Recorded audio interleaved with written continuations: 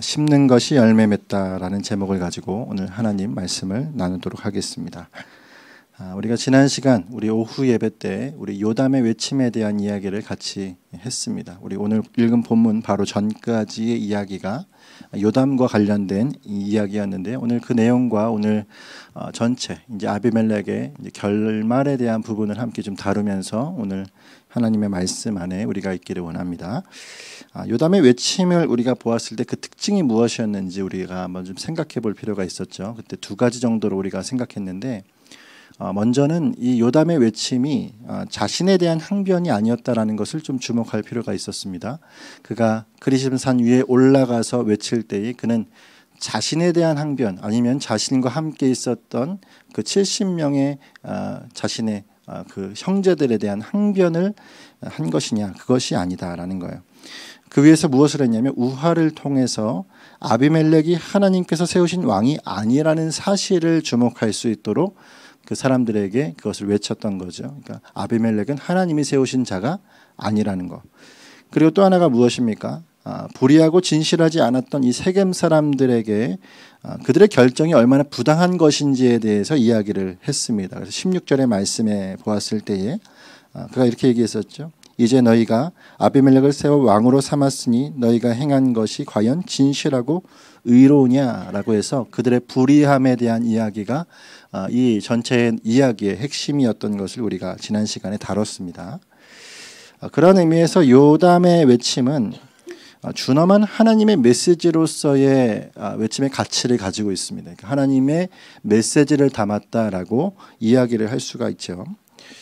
우리가 이 사사기 9장의 맨 마지막에 보아도 그의 외침이 어떠한 의미에서 이게 하나님의 메시지인지를 우리가 볼 수가 있습니다. 결국 이 요담의 외침, 그 안에 있었던 예언적인 메시지가 이루어졌다라는 사실을 우리가 보게 되기 때문에 그렇습니다.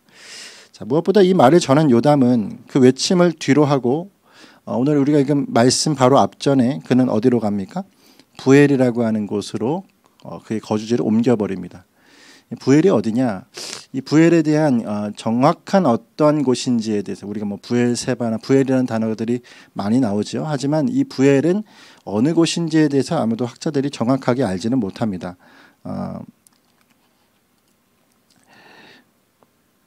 이 지도를 하나 보여드리도록 하겠습니다. 세겜이라고 하는 자리가 저기 있죠. 그리고 그 옆에가 그리심산이라면 우리 빨간 동그라미 큰 게 있는 그쪽에 이제 부엘이 있을 것이다.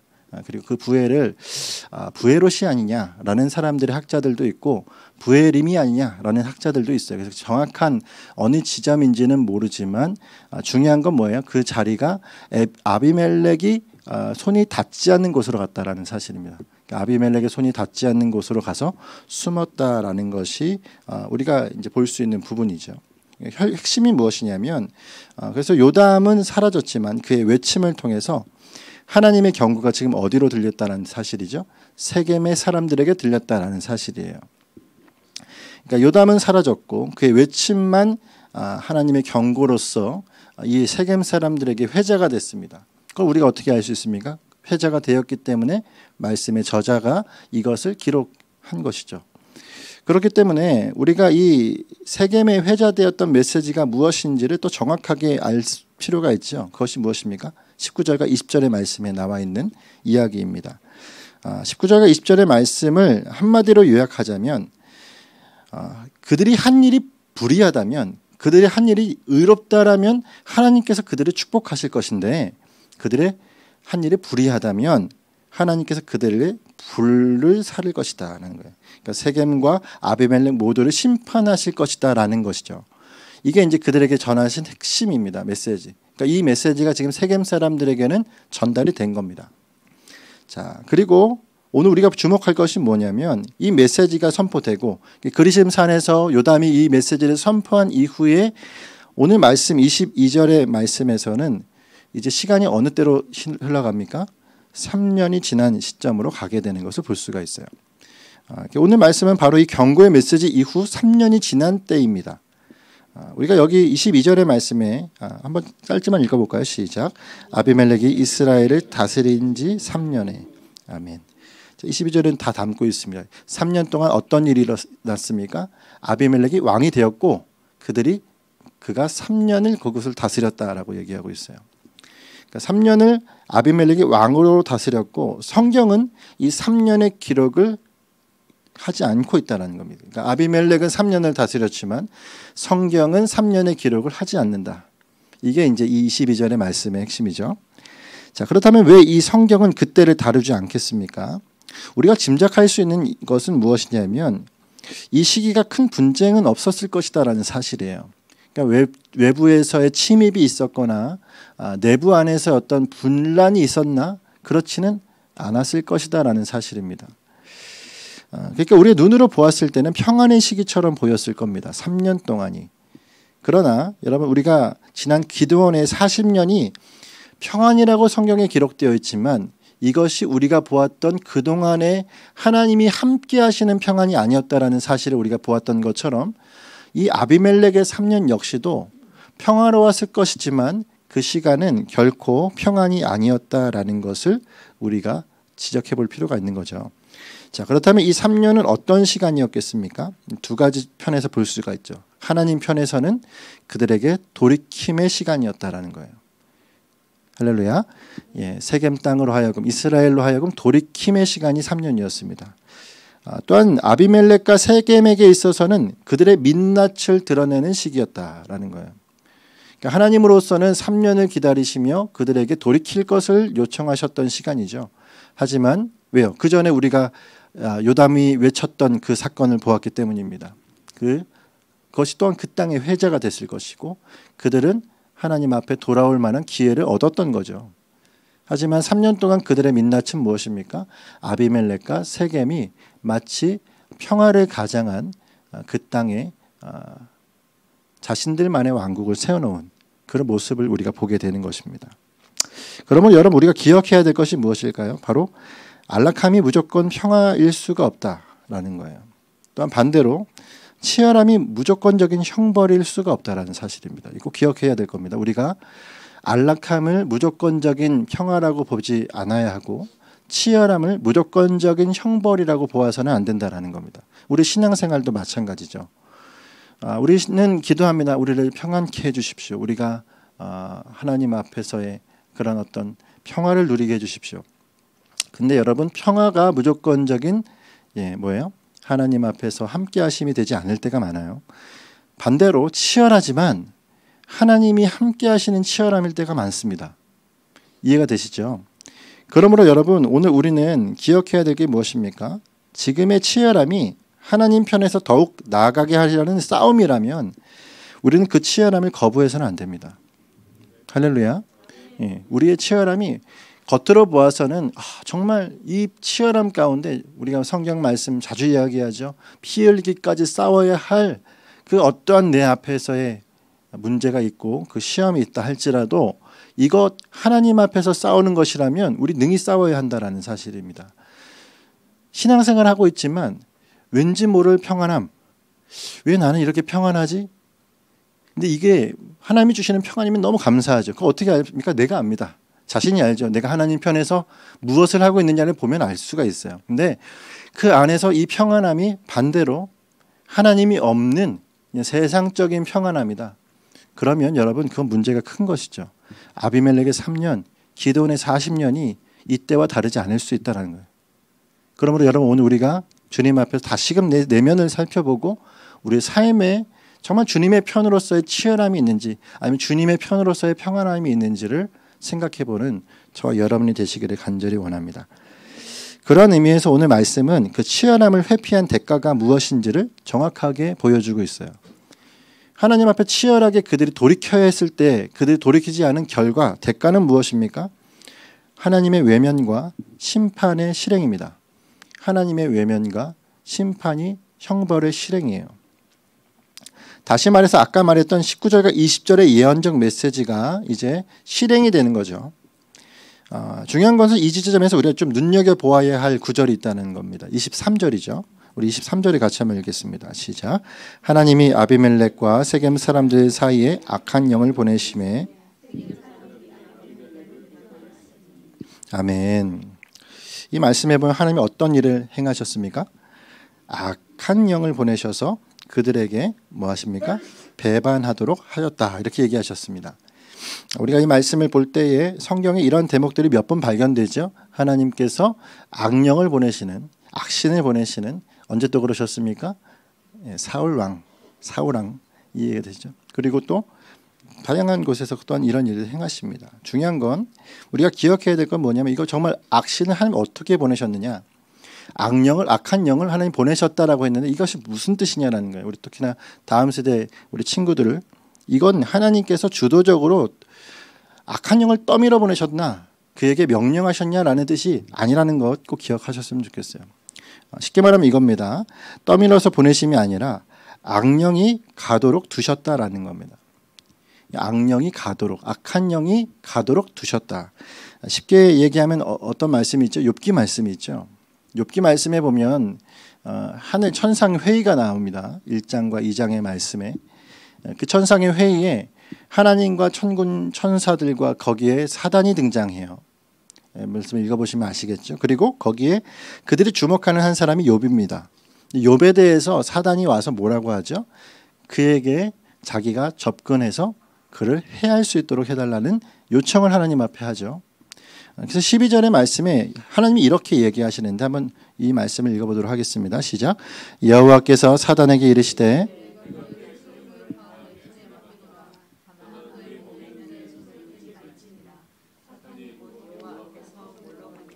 아멘. 사단 지금 언제 이후로 어떻게 했습니까? 가서 그의 모든 소유로 다 회방을 놓죠. 여러분 이 말씀을 주목해 보면은 사단이 하나님 앞에 뭐 하고 있습니까? 참소하고 있습니다. 그렇죠? 이 참소할 때에 하나님은 그에게 뭐예요? 허락하셨어요. 그러니까 우리가 사단이라고 하는 이 종자를 잘 알아야 돼요. 얘는 늘 하나님 앞에 뭐 하는 자입니까? 참소하는 자예요. 언제든지 출발 대기 상태인 겁니다. 이해가 되시죠? 그래서 이 악령을 보내사라는 뜻은 무엇이냐면 언제든지 악령은 하나님께서 그 모든 것에 대한 허함이 있으시면 갈 준비가 되어진 모습이라는 거예요. 그렇기 때문에 하나님이 출동해서 명령하신 것이 아니라 하나님은 그것에 있어서 뭐예요? 하나님께서 허하심, 그러니까 묵인하시다라는 사실을 볼 수가 있습니다. 그러니까 죄도 마찬가지죠. 죄도 하나님 앞에서 묵인되어졌을 때 하나님이 이 모든 것에 있어서 그 죄가 관용되어지는 그런 결과가 나타나는 것처럼 이 안에서도 가장 비참한 결과는 무엇으로 나타납니까?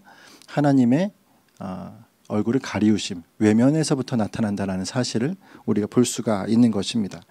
자, 중요한 건 여러분 그렇다면 이 일 자체가 하나님께서 그 모든 소유를 다 사단에게 맡겼다라는 뜻이 그럼 하나님의 주권을 그에게 위임했다는 뜻입니까? 그렇지 않은 거예요. 왜요? 하나님의 주권은 하나님이 그 누구에게도 위임하지 않으십니다. 그 아들에게 위임하셨고 그 아들이 누구요? 하나님의 백성에게만 하나님이 그 의미를 깨닫게 하심이 있지 사단에게 그 권세를 주지 않으십니다. 이 얘기는 무엇입니까? 결국 이 모든 일이 사단이 어떻게 회방을 놓아도 그건 어느 손 안에 있는 거예요? 하나님의 주권 안에 있는 것입니다. 우리가 이 일에 대해서도 마찬가지 악령을 보내셔서 이제부터 일이 이루어가죠. 전개가 되어지죠. 하지만 전개의 끝이 무엇이죠? 한 말씀의 약속대로 행하시는 모습이죠. 그러면 이 요담의 그 외침 안에서 있었던 그 말씀의 핵심들이 결국 그것의 결론이 되어지는 모습을 보면 이 모든 것이 하나님의 주권 아래 있음을 우리는 깨달을 수가 있는 거죠. 자, 그래서 여러분 우리가 여기서 기억해야 될 것이 하나가 있습니다. 그건 뭐냐면 결국 하나님은 하나님의 여정하신 뜻과 작정대로 일을 마치신다라고 하는 사실이에요. 할렐루야. 이거 굉장히 중요한 일이죠. 하나님의 주도 면밀하심을 우리는 의심해서는 안 됩니다. 하나님의 틈이 없으심, 주도 면밀하심은 그분이 예를 들면 사단을 그러니까 악한 영을 보내사라고 하는 게 하나님이 틈을 보이시거나 일을 허술하게 행하심이 아니라는 얘기예요. 모든 일에 주도 면밀하신 하나님이시다라는 겁니다. 그래서 여러분 이 구약의 사사기의 권위자 중에 하나인 우리나라의 이제 김지찬 교수님이라는 구약학 교수님이 계세요. 그분은 이렇게 얘기합니다. 마치 수학적 정밀성을 가진 것처럼 실행이 되었다 이렇게 얘기합니다. 그러니까 수학적 정밀성이 있는 것처럼 하나님이 이 악한 영을 나타내 보이셔서 그 이후에 나타난 이 모든 일이 정교하게 하나님이 계산되어진 것처럼 일을 행하셨다라는 뜻이에요. 할렐루야. 하나님이 이런 일을 행하실 때에 우리는 그분의 주도 면밀하심을 보아야 한다라는 것이 이 말씀 안에서 우리가 이 악한 영을 볼 때에 눈여겨보고 염두해야 할 부분이라는 것입니다. 자, 결국 하나님의 일하심을 우리가 의심할 것이 아니라 우리는 무엇을 바라보아야 하죠? 한번 따라하겠습니다. 하나님의 어미하심을 바라보아야 합니다. 예, 하나님의 어미하심, 그분이 얼마나 위대하신 하나님이시며 우리가 경외해야 할 하나님이시냐라는 것에 대해서 우리의 마음이 그 안에 서야 한다라는 것입니다. 그러므로 성경은 늘 악은 처벌되지 않고 지나가는 법이 없다는 것을 증명한다라는 것을 기억하십시오. 한 번 더 말씀드릴게요. 성경은 늘 악은 처벌되지 않고 지나가는 법이 없음을 증명한다라는 거예요. 쉽게 말하면 성경은 한 번도 악을 허용하지 않는다라는 뜻입니다. 악은 처벌된다라는 거예요. 그럼 여러분 갈라디아서 6장 7절 말씀을 이 말씀에 주석하는 모든 학자들이 다 이 말씀을 써놨어요. 갈라디아서 6장 7절 말씀. 이 말씀이 뭘까요? 한번 읽겠습니다. 시작. 스스로 속이지 말라. 하나님은 업신여김을 받지 아니하나니 사람이 무엇을 심든지 그것으로. 아멘. 이 성경에 남아있는 이 뿌린 대로 거두름이죠. 우리말로 속담으로 뿌린 대로 거둔다. 사람이 무엇을 심든지 그대로 거두게 된다. 이 얘기는 뭐예요? 우리가 악으로 심으면 그 악이 그대로 그 사람에게 뭐예요? 형벌이 되어진다는 거예요. 여러분 하나님의 긍휼과 은혜가 없으면 우리 그대로 뭐한 자예요? 이 형벌에 마땅한 자다라는 사실을 우리의 성경을 보면 늘 알 수가 있죠. 그러니까 우리가 하나님 앞에 은혜 안에 예외가 되었다라는 그 사실 앞에서 우리가 성경을 왜곡해서는 안 됩니다. 성경은 늘 뭐예요? 악을 처단합니다. 늘 죄에 대해서 간과하지 않습니다. 성경은 늘 죄와 악을 분명하게 처벌하는 말씀을 우리 가운데 입증해주고 있다는 사실. 그러므로 이 사사기에 이 아비멜렉과 그 세겜에 대한 하나님의 심판은 아주 명확하다라는 사실을 우리가 말씀에서 볼 수가 있는 거죠. 그러므로 여러분 우리의 상책이 무엇입니까? 우리 이제 어떻게 해야 되느냐? 여러분 우리는 따라하겠습니다. 악인들의 길에 서지 않아야 합니다. 악인들의 길에 서면 안 돼요. 할렐루야. 예, 우리 시편 1장 1절부터 2절의 말씀이 뭡니까? 복 있는 사람은 악인의 길을 따르지 아니하고 죄인들의 길에 서지 아니하고 오만한 자의 자리에 앉지 아니하고 그의 말씀, 율법의 말씀을 주야로 묵상하는 자가 복이 있는 사람이다. 할렐루야. 그 말씀대로 주님 앞에 말씀 안에 서는 저와 여러분이 되어지는 것입니다. 악인의 길에 서지 않는 저와 여러분이 되시기를 바랍니다. 자, 그렇다면 이 아비멜렉과 세겜 사람들은 어떻습니까? 악인의 길에 선 자들이죠. 왜 그렇습니까? 그들의 뿌리부터가 악이었다.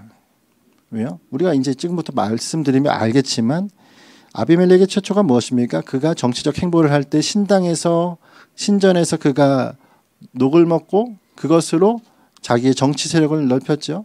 그리고 또 뭡니까? 자신의 발언들로 사람들을 회합해서 이것으로 일을 했어요. 그러니까 그의 최초가 그의 모든 것의 뿌리가 악이었으며, 그러니까 하나님으로부터 온 게 아니에요. 학자들이 뭐라 하냐면 이도 사사인데 이 사람도 사사인데 이는 적사사다.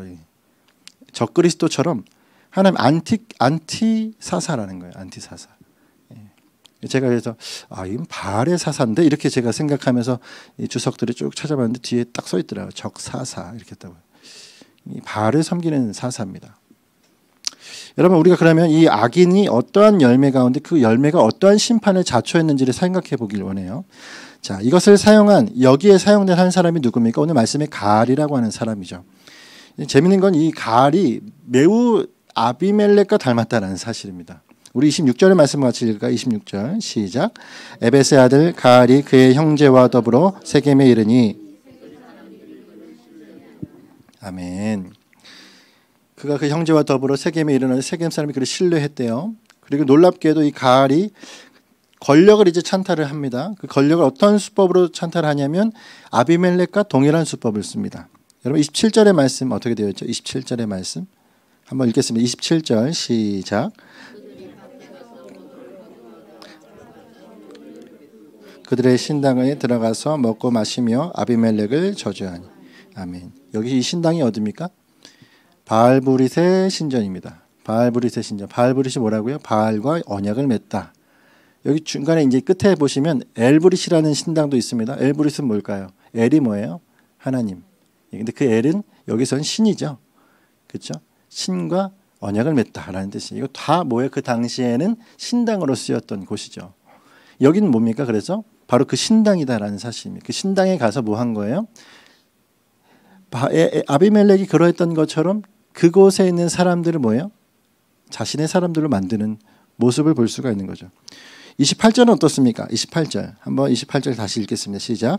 에벳의 아들 가알이 이르되 아비멜렉은 누구며 세겜은 누구이기에 우리가 아비멜렉을 섬기리요 그가 여바알의 아들이 아니냐 그의 신복은 스볼의 아니냐 차라리 우리가 어찌 아비멜렉을 섬기리요. 아멘. 우리가 아비멜렉을 봤을 때 무슨 생각합니까? 우리는 고륙이 아니냐. 그렇죠? 우리는 고륙이 아니냐. 근데 여러분 아비멜렉은 그들에게 있어서 정말 고륙이냐? 그렇진 않습니다. 왜요? 그의 아버지는 누구예요? 기드온이에요. 자신의 그 세겜 사람이 아니다라는 거예요. 이제 근데 이 사람은 뭐가 다를까요? 가알은 뭐가 다르겠습니까? 엄마, 아빠 모두가 세겜 사람이라는 뜻이에요. 그러니까 반쪽짜리를 믿을 것이냐, 아니면 나를 믿을 것이냐, 그 이 뜻입니다. 그러니까 고륙이 진짜 고륙이 누구냐라고 하면서 이 사람들의 마음을 뺏어가는 거죠. 그리고 사람들은 어때요? 정말 이 갈대처럼 흔들리는 게 사람 마음이잖아요.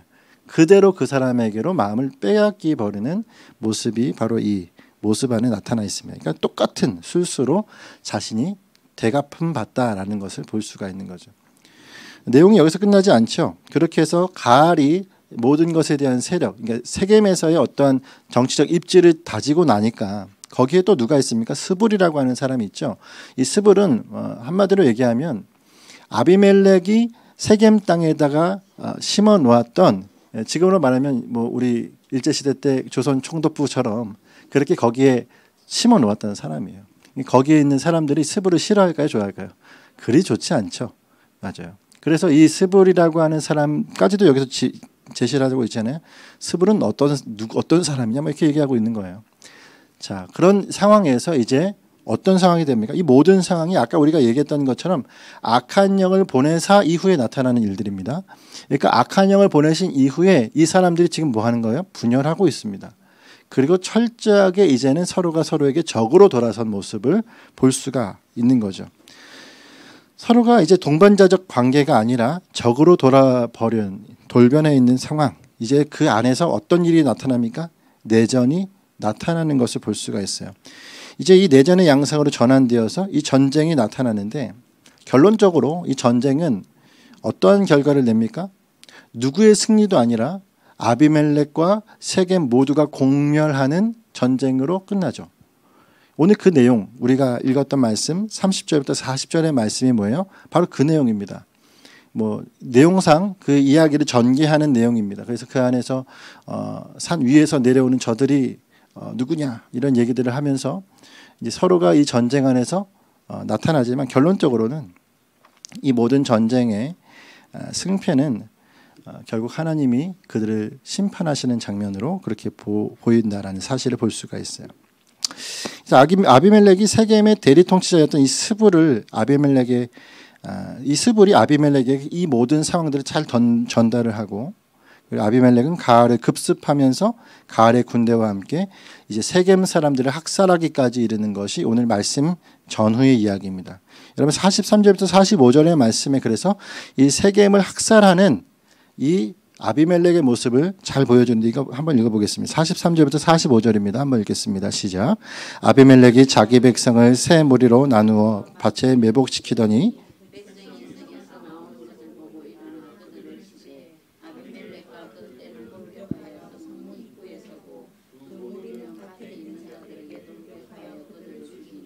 아비멜렉이 그날 종일토록 그 성을 쳐서 마침내는 점령하고 거기 있는 백성을 죽이며 그 성을 헐고 소금을 뿌리니라. 아멘. 아비멜렉이 매복하여 있다가 그들에게 급습하여서 전세를 한 방에 역전을 시켜놓죠. 가알이 그 아비멜렉을 처단하지 못합니다. 하지만 이 모든 전세가 결국 아비멜렉을 통하여서 어디까지 이르느냐? 아비멜렉의 그 무절제함과 난폭함으로 말미암아 이제 세겜 전체가 도륙되는 상황에 이르게 되어집니다. 결국 예언대로 되는 거죠. 먼저 세겜을 치시는데 세겜에 있는 사람 모든 사람들이 정말 비참하게 그렇게 죽임을 당하는 모습을 볼 수가 있어요. 그중에 49절의 말씀을 보면 한 망대에 사람들이 숨어요. 근데 그 숨어 있는 사람들을 어떻게 그들을 처단합니까? 나뭇가지를 다 도끼로 백성마다 그 따르는 그러니까 아비멜렉을 따르는 사람들마다 도끼를 한 자루씩 들고 다 나뭇가지를 하나씩 베는 겁니다. 그리고 그 벤 거를 바로 그들이 있었던 그 보루 그리고 그 망대에다가 하나씩 쌓는 거예요. 그리고 거기다 이제 불을 지르는 거죠. 그 사람들 모두 다 그 불 다 죽도록 만드는 이 일들 가운데 나가게 되는 거죠. 참 비참하죠. 그 말씀에는 뭐라고 써 있으면 천여 명의 사람들이 그것으로 죽임을 당했다라고 이야기를 합니다. 이때 결국 하나님의 예언이 성취되죠. 불로 그들이 살을 것이다 라고 하는 이 말씀이 성취가 됩니다.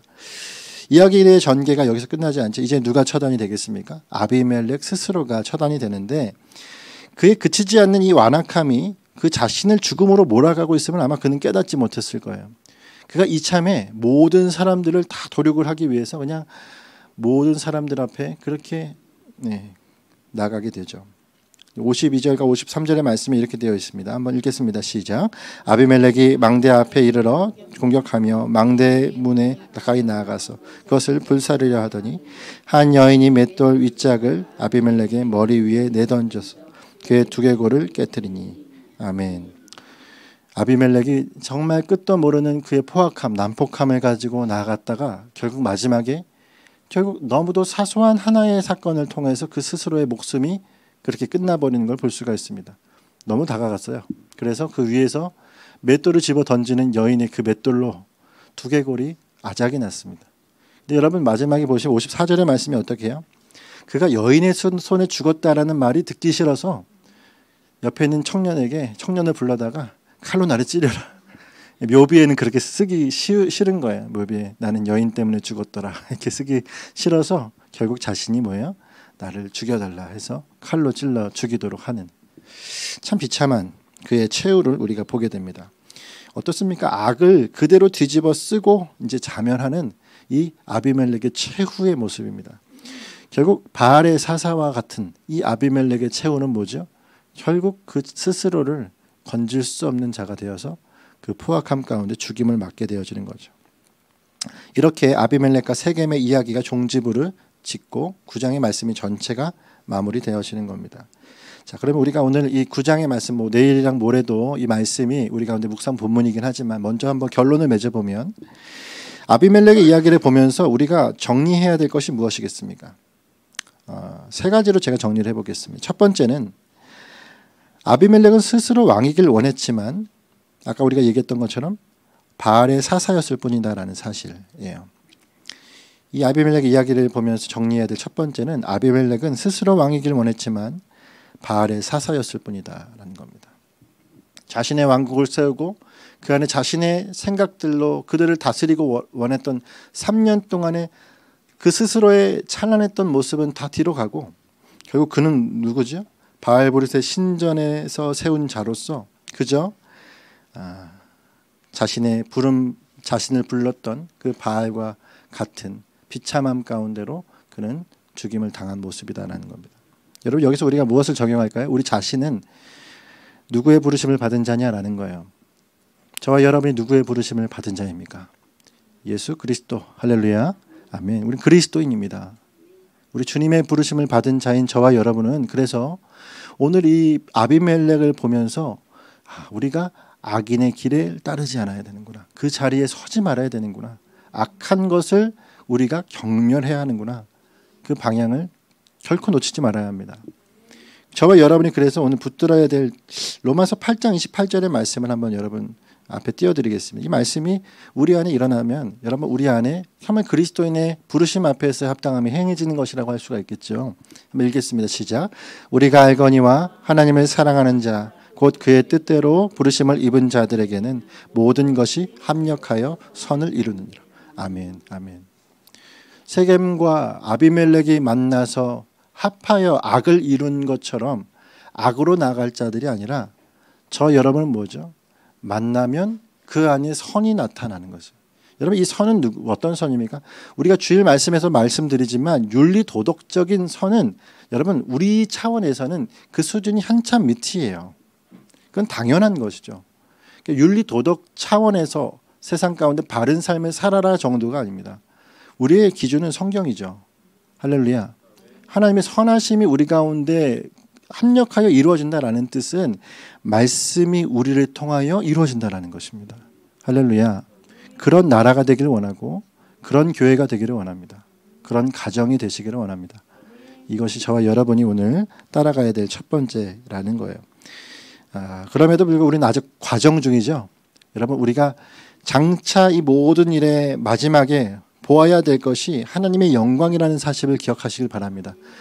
여러분 오늘 내가 실패했다고 넘어지지 마시고 우리 주님 앞에 믿음으로 달려가는 그 한 걸음을 떼는 것을 우리가 주저하지 않는 저 여러분이 됐으면 좋겠어요. 두 번째는 무엇이냐면 하나님의 일은 사람이 많고 적음에 있지 않다라고 하는 것입니다. 아비멜렉은 자신의 일은 사람이 동의해야 많은 사람들이 지지해야 된다는 생각을 가지고 있었나 봐요. 그런 이 세겜이 얼마나 중요했겠습니까? 하지만 사람의 마음은 늘 흔들립니다. 그러니까 사람의 많고 적음이 일을 이루는 것이 아니다라는 거예요. 오늘 저와 여러분도 마찬가지입니다. 일은 주님이 이루십니다. 사람이 이루는 게 아니죠. 그러니까 주님 앞에 우리가 어떻게 서 있느냐, 주님 앞에 우리가 정말 그 약속 믿고 굳게 나아가고 있느냐가 일의 성패입니다. 그러면 여러분, 저와 여러분은 사람을 의지할 것이 아니라 그 많고 적음이 우리 가운데 나타날 것이 아니라 하나님 앞에 온전히 붙어있는 자의 모습이 나타나야 한다라는 사실을 기억했으면 좋겠어요. 골로새서 3장 23절의 말씀에 이런 말씀이 있습니다. 무슨 일을 하든지 마음을 다하여 죽게 하듯 하고 사람에게 하듯 하지 말라. 할렐루야. 예, 주님, 우리 가운데 중심에 주님이 있으시다면 그 주님을 붙드는 심정으로 나가는 저와 여러분이 되시면 되는 것입니다. 그 마음을 가지고 나가시길 바랍니다. 세 번째는 무엇일까요? 세 번째는 하나님은 보이지 않는 곳에서 능동적으로 역사하고 계신다는 사실이에요. 다시 한번요. 하나님은 보이지 않는 곳에서 능동적으로 역사하고 계신다라는 겁니다. 수학적 정밀성을 가지고. 그러니까 우리 표현으로는 그게 좀 확장해서 더 하나님 앞에 좀 이야기해야겠죠. 하나님은 우리가 말하는 그 수학적 정밀성보다 더 뛰어나신 분이잖아요. 그러므로 주님 앞에 능동적 역사하심이란 말에 능동적도 하나님에게 붙여서는 참 보잘것없는 단어일 것입니다. 하지만 주님의 일하심을 우리가 보자면 보이지 않는 곳에서 우리 모든 것을 주관하시는 하나님이십니다. 할렐루야. 그러므로 여러분, 악한 영이 우리를 어찌하면 어쩌나 이런 걱정 우리 하지 말았으면 좋겠어요. 악령이 나에게 이 덤비면 어떡하나, 사단이 귀신이 나에게 덤비면 어떡하나, 이런 이야기 때문에 우리가 소위 말해서 쫄지 않았으면 좋겠습니다. 할렐루야. 주님이 우리 안에 계십니다. 그러니까 예수님이 내 안에 계세요. 우리 안에 계심은 결국 내 앞에 어떠한 악한 것이 나를 주장하려 하고 나에게 자신의 그 악함을 주입하려 하고 그가 꾀를 깨어서 우리를 넘어뜨리려고 한다 할지라도 우리가 그 모든 것 앞에서 이미 걱정할 필요 없는 자라는 사실을 증거해 주는 것입니다. 그러므로 여러분, 아비멜렉의 경우 악인의 결과입니다. 그것은 아비멜렉은 악인의 결과예요. 저와 여러분은 그럼 무슨 결과가 되어야 됩니까? 우리는 의인의 결과가 나야 되는 거죠. 할렐루야. 저 여러분이 은혜 받은 죄인이잖아요. 하나님 앞에서 의인이잖아요. 주님 우리를 의롭게 칭해 주셨잖아요. 그러면 저와 여러분은 의인의 결과를 맞이하는 것이죠. 여러분, 성경에도 의인의 결과의 예가 있습니다. 그러니까 의인은 악이 도모되어도 그 안에서 결국 하나님의 선하심을 보게 한다라는 사실이죠. 이것에 대한 좋은 예가 누구입니까? 요셉이죠. 요셉은 어땠습니까? 형들의 악한 의도를 하나님의 의롭게 바꾸셨어요. 하나님의 뜻으로 결국에 바꿔내십니다. 할렐루야. 그러면 저와 여러분이 주님 앞에 의인의 결과를 내는 자들이에요. 우리가 악인이라면 악으로 끝냈겠죠. 하지만 저와 여러분이 하나님 앞에 그리스도 안에서의 의로움을 가지고 있다면 시작이 악의 도모로 시작되어서 그 누군가 우리를 사단의 괴계 안에서 침노할지라도 저 여러분은 무너지지 않고 이 모든 결국을 하나님의 의로 바꿔나가신다는 사실입니다. 할렐루야. 이것이 교회로 대입하면 교회는 절대로 무너지지 않는다라는 답이 돼요. 그렇지 않습니까? 교회 누가 세우셨습니까? 그리스도. 그분이 우리의 머리 되시고 하나님께서 창설하셨어요. 그러므로 저와 여러분이 기억해야 될 건 뭐죠? 주님의 뜻이 우리의 뜻보다 크시다라는 사실입니다. 그러면 여러분 이사야서 9장 말씀 같이 읽겠습니다. 55장 말씀 같이 읽겠습니다. 시작. 이는 하늘이 땅보다 높음같이 그의 내 길은 너희의 길보다 높으며 내 생각은 너희의 생각보다 높음이니. 아멘. 할렐루야. 아멘. 주님이 생각이 우리의 생각보다 높으십니다. 어떠한 시련이 와도 어떠한 유혹 속에도 주님 한 분만 붙들리라라는 찬양 가사가 있어요. 예. 우리가 늘 주님 앞에 고백하는 그 찬양이 정말 우리 가운데 믿음으로 다가왔으면 좋겠습니다. 세상이 어떻게 우리 가운데 다가오고 내 주변에 나에게 어떻게 옹조르고 우리를 어떻게 무너뜨리려고 하고 해도 여러분 주님이 우리의 대장 되시면 여러분 대장 뒤에서 뭐합니까? 따라가면 되는 거예요. 할렐루야. 그 주님 앞에서의 믿음의 한 사람들이 한 사람 한 사람들이 되시기를 간절히 바랍니다. 예, 심는 것이 열매를 맺는 것이죠. 할렐루야. 오늘 저와 여러분이 무엇을 심었습니까? 주님 앞에 무엇이 우리 가운데 심겨졌습니까? 그 심은 것이 열매 맺을 것입니다. 할렐루야. 한 주간 우리의 삶에 왕 되신 주님이 늘 함께 하시고 그분만 기억 남기를 우리가 소망하며 오늘도 주님 앞에 나가는 저와 여러분이 됐으면 좋겠습니다. 계시길 기도하겠습니다.